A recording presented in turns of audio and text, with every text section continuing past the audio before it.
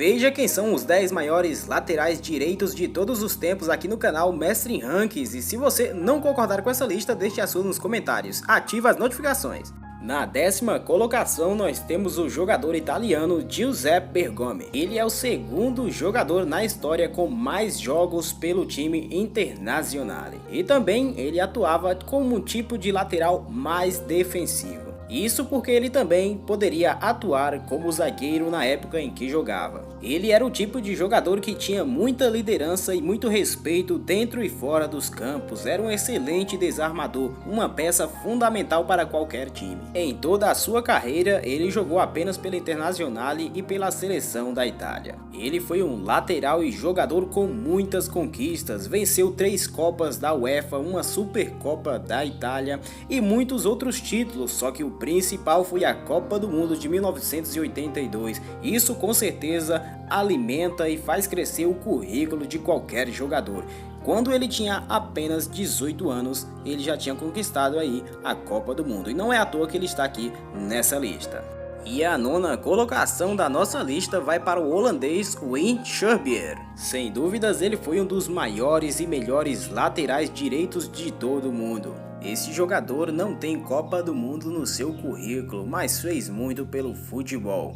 Ele foi 7 vezes campeão holandês e tricampeão da Liga dos Campeões com a camisa do Ajax. Realmente teve muitas conquistas expressivas. Em apenas 14 anos de futebol, ele venceu 17 títulos. E apesar de não ter ganho a Copa do Mundo junto à sua seleção, foi vice-campeão nas edições de 1974 e 78 e uma 3ª colocação ainda na Eurocopa de 1976.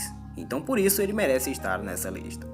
O 8º lugar fica para o jogador uruguaiano José Nasazzi. No início de sua carreira ele era cogitado para ser zagueiro, mas com o passar do tempo foi ficando ali na posição de lateral mesmo e foi um dos primeiros a atuar nessa posição. O jogador já tinha um futebol excelente desde a década de 1920 e ainda por cima ele fez parte da primeira seleção a ser campeã do mundo da Copa do Mundo no ano de 1930, a seleção do Uruguai. E só por aí já dá para ter noção da importância histórica que esse jogador e os outros de sua seleção de seu país também têm. E claro, né? Não devemos esquecer que ele também fez parte de 2 conquistas olímpicas pelo Uruguai, sendo 2 vezes campeão.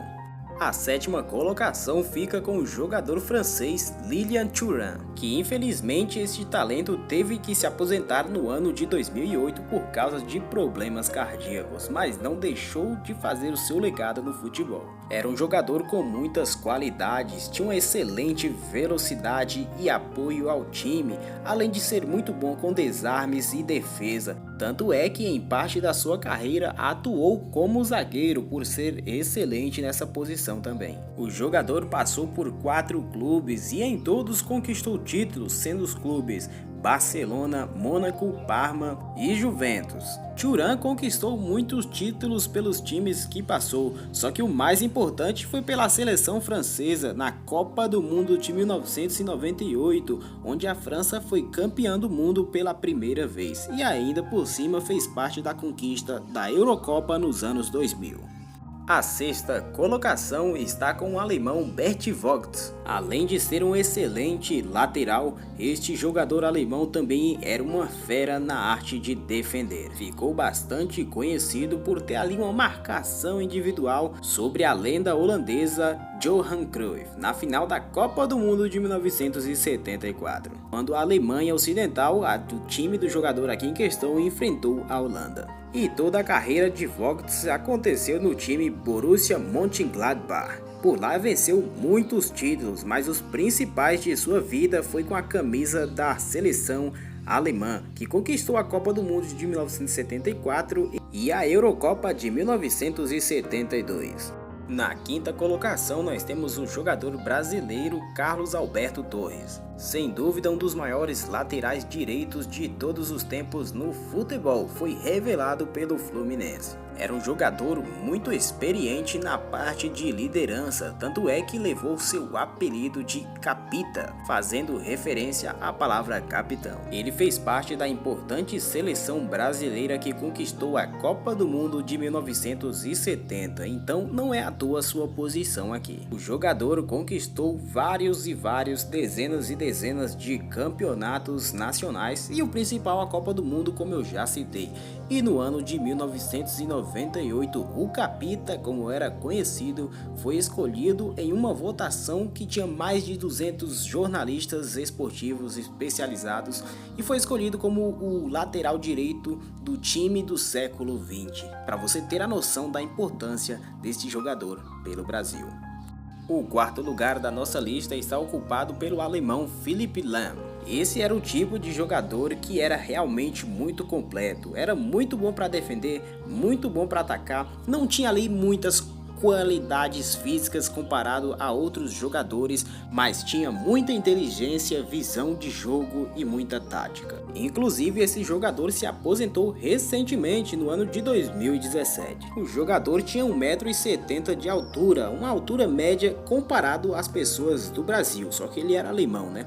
Então, era um jogador tão completo que chegou a atuar na carreira como volante e também como lateral esquerdo, mas o seu maior destaque foi como lateral direito. Esse jogador passou 11 anos no time Bayern de Munique e lá se tornou um ídolo, conquistou muitos títulos, entre eles a Champions League, só que o seu maior foi a Copa do Mundo de 2014, aquela que aconteceu aqui no Brasil. Ele foi o capitão da seleção daquele ano.